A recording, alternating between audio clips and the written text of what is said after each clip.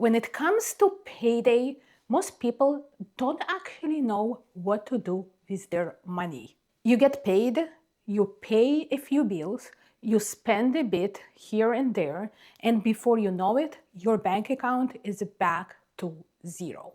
And if you're trying to save, whether it's for the down payment, an emergency fund, or your next move, this usually feels possible. What most people don't realize is that the order matters more than the actual amount. And the right payday routine completely changes depending on your situation. So in this video, I'm going to walk you through a simple, repeatable payday routine that shows exactly where your money should go and in what order. I am a mortgage agent and work all across Canada. I have spent over a decade in Canada's financial industry. If you want to talk through your specific numbers, the link is in description. But first, let's start with the step that almost everyone misses. Step 0, the free money most people ignore. Before your paycheck even hits your account, there is step 0. This is the easiest money you will ever make. If your employer offers RRSP matching, this comes first always. If your employer matches 5% and you earn $75,000, that is $3,700 a year. Half comes from you, half comes from your employer. That is 100% return instantly. This money comes out before you even see your paycheck, which is exactly why it works. Once that's set up, then your paycheck hits your account.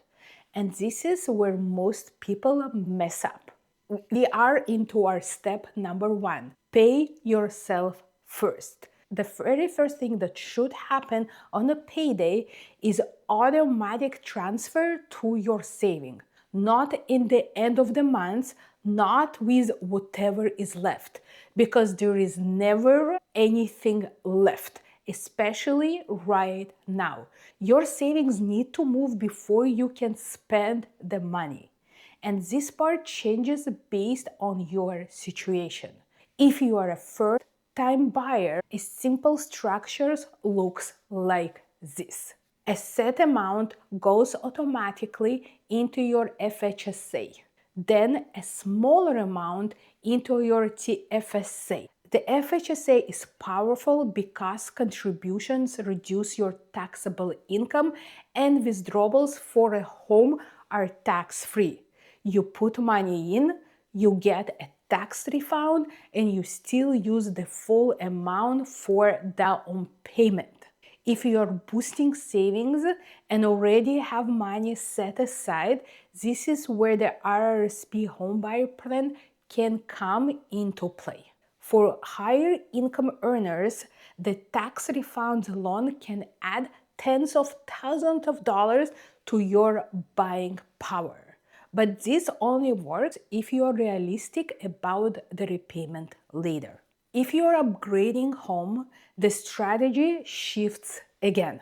You might not have access to FHSA or HBP anymore, so flexibility matters more. This is where the TFSA becomes your main tool. The key point is this: all these transfers happen automatically right after payday. Step number 2, build a safety net. Next is your emergency fund. Even if you are focused on down payment, this still extremely matters. If you don't have at least 3 months of expenses saved, start small and automate it. Because without an emergency fund, every unexpected expense comes out of your down payment savings. And suddenly your timelines get pushed back again. Once you have a basic cushion, you can redirect this money later. But before that, there is one thing that must be dealt with. Step 3, the debt reality check. If you have high interest rate debts, especially credit cards, this changes the routine.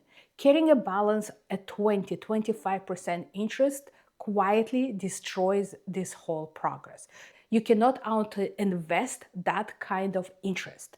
So the order becomes this: employer match first, a small emergency buffer, then aggressively pay off high interest rate debt. Once it's all gone, the money we're using for the debt payment immediately gets redirected into the savings. That's how the momentum builds. Step number 4, cover the basics. After savings and automation, you cover your essentials: rent or housing, then groceries, then transportation, obviously utilities, and insurance. A good rule of thumb is keeping essentials under about 60% of your take-home pay. If you keep this step, everything else totally falls apart. Step number 5, the expenses people actually forget. There are expenses that will happen. People just don't plan for them. Car repairs, gifts, holidays, travel. When you don't save for this separately, they always come out of your down payment fund. So you create small separate buckets and automate them. Nothing fancy, just intentional. This is how you protect your main goal.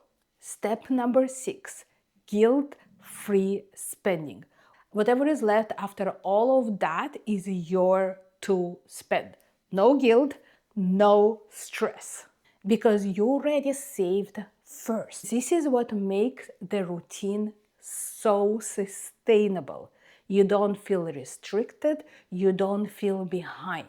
Why income changes everything? Your income level determines which accounts make the most sense for you. At lower income, flexibility matters more. At higher income, tax deductions becomes much more powerful. The same contribution can save dramatically different amount in taxes depending on your bracket. You link your accounts, your schedule transfer right after the payday, you automate bills and credit cards. Once it's all set up, the money moves before you can actually touch it.